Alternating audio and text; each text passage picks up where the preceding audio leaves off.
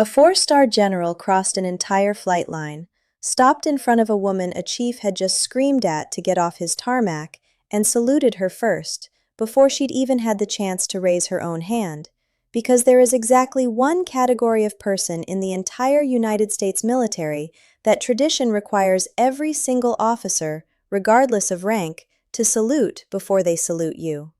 Good evening, I'm Captain Marcus Brooks. After 28 years in the skies, I thought I'd seen every kind of person walk across a runway. I was wrong.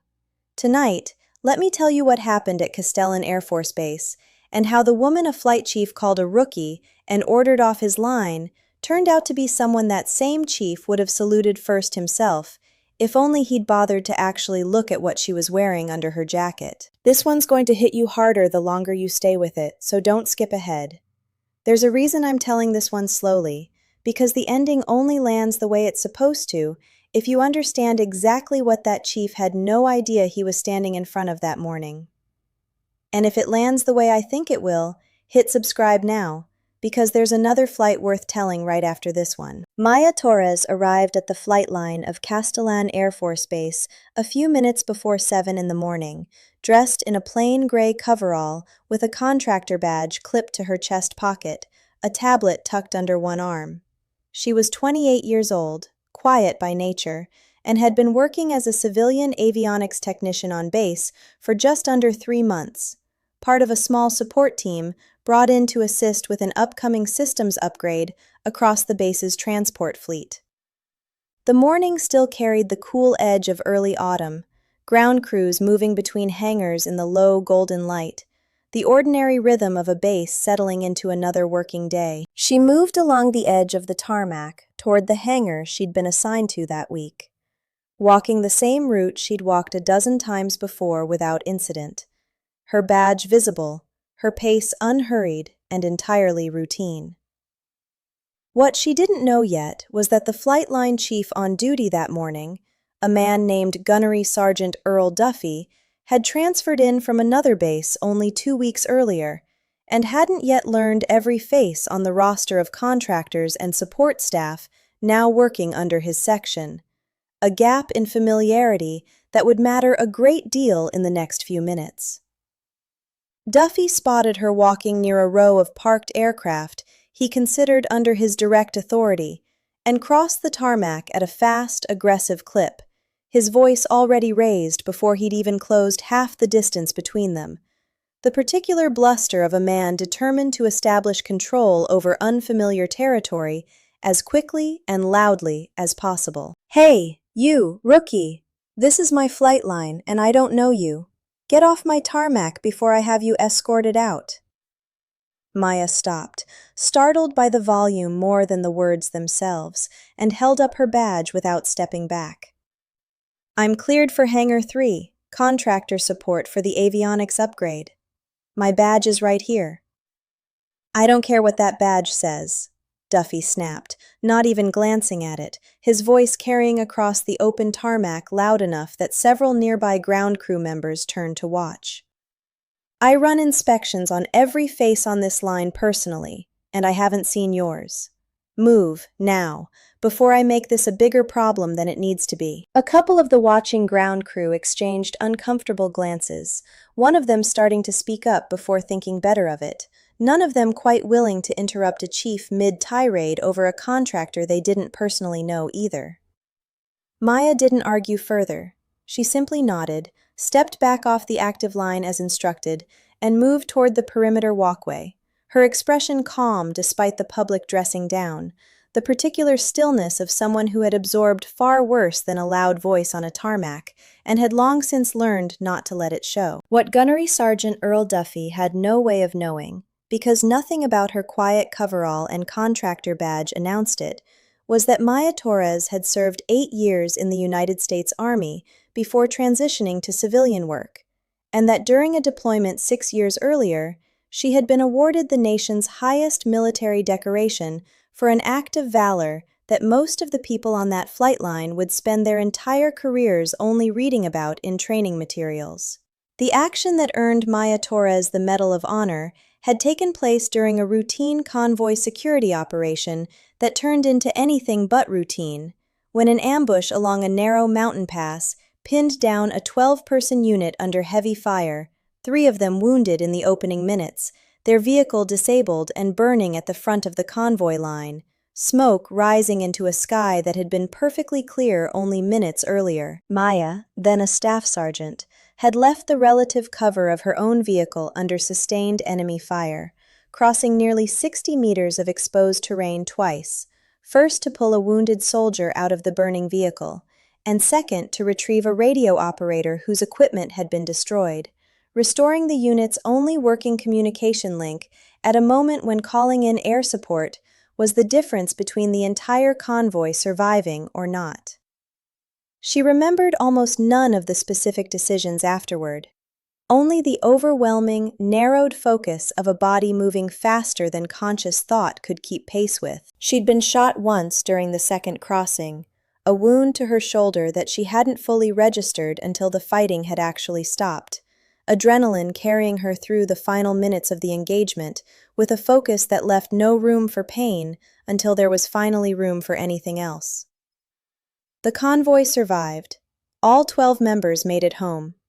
The official citation, read aloud at a ceremony she'd found almost unbearably formal, described her actions as extraordinary heroism above and beyond the call of duty, language that had always felt to her slightly too large for what she remembered as simply doing the only thing that made sense in that moment. She'd worn the medal exactly twice since receiving it, once at the ceremony itself, and once, years later, at a memorial service for a friend from her old unit who hadn't made it home from a different deployment. She didn't talk about Kestrel Ridge unless directly asked, and she'd learned, over the years, that the easiest way to avoid the conversation entirely was simply not to mention it at all, letting people draw whatever ordinary conclusions they wanted about a quiet woman in a gray coverall carrying a tablet across a flight line. The years after Kestrel Ridge had not been simple ones. She'd spent months working through what it meant to have survived something that had taken so much out of her. Therapy sessions that felt awkward at first, and then, gradually, necessary. A slow rebuilding of the version of herself that could sit quietly in a room without her mind drifting back to that mountain pass. The avionics work had become part of that rebuilding, a kind of steady, methodical craft that asked nothing more of her than precision and attention, exactly the kind of quiet she'd needed to find her footing again. She'd transitioned to civilian technical work, specifically because she wanted a version of her life that didn't require anyone to know her history before they'd know her work. And for 3 months at Castellan, that arrangement had suited her perfectly. Until, apparently, it had also made her invisible enough for a new chief to scream at her in front of half his ground crew without a second thought. A small, uncomfortable irony she noticed, but didn't dwell on for long. The base fell into an entirely different kind of activity roughly 2 hours later, when word spread across the flight line that General Aldrich Whitmore, commander of the entire regional air wing, was arriving that morning for an unannounced visit ahead of a formal ceremony scheduled for the following week. A visit that had ground crews and officers throughout the base scrambling to ensure every inspection point looked exactly as it should. Duffy, still working his section of the flight line, straightened his own posture considerably as word of the general's arrival moved through the ranks, barking a fresh round of instructions at his crew to make sure every aircraft under his authority looked pristine for the walkthrough, his earlier tarmac confrontation already fading from his mind under the pressure of the morning's new priority. Maya, having returned to her assigned hangar after the earlier confrontation, continued her scheduled work on the avionics upgrade, entirely unaware that the general's visit had anything to do with her at all, her focus fully absorbed in the wiring diagrams spread across her workstation. General Whitmore arrived on the flight line with a small entourage of aides and base leadership, moving through his walkthrough with the brisk efficiency of a man who'd done 1,000 of these visits before, offering a nod here, a quick word there, exactly the kind of visit everyone had expected. Then, partway through the walkthrough, one of his aides leaned in and said something quietly near his ear, and General Whitmore's entire demeanor shifted, his pace picking up with sudden, deliberate purpose, the polished formality of the walkthrough giving way to something far more focused. He asked to be directed toward Hangar 3. Duffy, trailing near the edge of the general's party, watched with visible confusion as the entire group changed course, moving away from the pristine aircraft he'd spent the last 2 hours preparing and heading instead toward the maintenance hangar where the contractor team was working. He followed, uncertain what could possibly be drawing a 4-star general's attention toward an unremarkable avionics upgrade crew, a knot of unease beginning to form somewhere beneath his earlier confidence. Maya looked up from her workstation as the hangar door opened and a formation of officers walked in, General Whitmore at the front, his eyes scanning the small crew until they landed directly on her. She set down her tablet, startled, unsure for a moment what any of this had to do with her at all.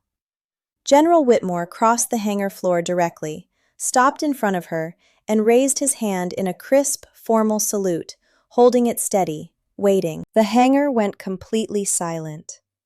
Maya stood frozen for half a second, caught entirely off guard, before instinct and years of training took over, and she returned the salute, her hand steady despite the confusion still written plainly across her face. "Sergeant Torres," General Whitmore said, lowering his hand, his voice carrying clearly across the now-still hangar. "It's an honor to finally meet you in person. I've read the Kestrel Ridge citation more times than I can count. I didn't realize until this morning that you were assigned to this base." Duffy, standing near the hangar entrance, felt something cold settle in his stomach as the pieces began arranging themselves with brutal clarity. Kestrel Ridge. The name meant something to nearly everyone in that hangar, the kind of story that circulated through military circles the way legends do, details slightly different depending on who told it, but the core of it always the same. A soldier who'd crossed open fire twice to bring her people home. He'd heard the story himself, years earlier, in a training seminar that had used it as a case study, never once imagining he'd stand in the same room as the woman it was actually about, let alone that he'd already spent the morning yelling at her. "General," Maya said, her voice steady but quiet, clearly uncomfortable with the sudden public attention. "I appreciate that, sir, but I'm just working the avionics upgrade this week. I didn't expect—" "I know exactly what you're doing this week," General Whitmore said, a faint, genuine warmth entering his otherwise formal tone. "And I know you didn't expect a salute on a random Tuesday morning either. But tradition doesn't wait for convenient timing, Sergeant. Every officer in this military renders honors to a Medal of Honor recipient first, regardless of rank, regardless of circumstance. I'd have saluted you if I'd walked past you in a grocery store." He turned slightly, addressing the small crowd that had gathered in the hangar doorway, Duffy standing rigid among them, his earlier confidence from that morning nowhere in evidence now. "For those of you who don't already know, Sergeant Torres received our nation's highest military honor for actions that saved 11 lives during an ambush most soldiers only train for and hope never to face. I'd ask every person on this base to treat her accordingly, starting today." A murmur moved through the small crowd gathered near the hangar entrance, several of them exchanging glances, the story clearly already beginning to spread beyond the walls of that single hangar before the general had even finished speaking. Duffy approached her once the general's party had moved on, his face pale, his voice noticeably smaller than it had been on the tarmac that morning. "Sergeant Torres, I owe you an apology. This morning, I yelled at you in front of my whole crew, and I didn't even bother to check your badge properly. I had no idea who you were." "You didn't need to know who I was to check the badge," Maya said, no anger in her tone, just plain, steady fact. "That's kind of the whole point of having one." Duffy nodded, absorbing that fully, something in his posture settling into genuine humility, rather than the defensive bravado he might have reached for on a different morning. "You're right. I was new here, trying to look like I had control of my section. and I took it out on the first face I didn't recognize, instead of actually doing my job properly. That's on me, not you. Apology accepted, Maya said. For what it's worth, I'd rather you learn that lesson from an awkward morning than from something that actually mattered. She didn't ask him to grovel further, didn't need the moment stretched out any longer than it already had been, and returned to her workstation, resuming the avionics upgrade with the same quiet focus she'd carried into that hangar hours earlier, the medal and the ceremony and the general's visit already fading behind her the way most attention eventually did once she let it. Word of the encounter moved through Castellan quickly over the following days, and Duffy, to his credit, didn't try to bury the story or minimize his own role in it when other members of his section asked him directly what had happened. He told it straight, including the part where he'd been wrong, because he'd decided, somewhere in the hour after that salute, that the story only meant something if he was honest about which part of it belonged to him. He also implemented, without being asked, a proper badge verification routine for his section, one that treated every unfamiliar face with the same professional courtesy, regardless of how confident he felt he already understood the situation. I spoke with Maya sometime after that morning, and I asked her what she remembered most clearly about it. She said it wasn't the salute, and it wasn't Duffy's apology. It was the quiet 3 months before any of it happened, working a flight line as exactly the person she'd chosen to become after Kestrel Ridge. Unremarkable, unbothered, entirely at peace with a version of her life that didn't require anyone's recognition to feel complete.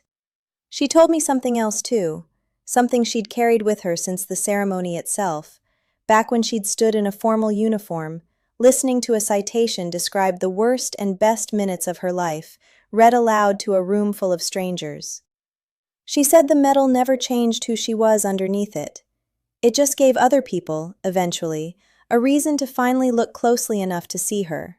Whether that reason arrived quietly, or, as it had that morning, in front of an entire flight line. She also told me she hoped Duffy's crew remembered the lesson longer than they remembered her name. That the point was never really about her specifically, but about what it costs a base, a company, a team, any group of people working together, when the person in charge decides who matters before actually checking. At 35,000 feet, or standing quietly on a flight line at 7 in the morning, it's never about how loud the person yelling at you happens to be. It's about what's actually true underneath the coverall, whether or not anyone bothers to check. Now here's what I want to know from you. Have you ever had someone underestimate you completely, only to find out later exactly who they'd been talking to the whole time? Tell me about it in the comments. I read every single one, and some of the best stories on this channel started exactly there. I'm Captain Marcus Brooks. Thanks for flying with me tonight. If this story moved you, hit subscribe, turn on notifications, and I'll see you on the next flight.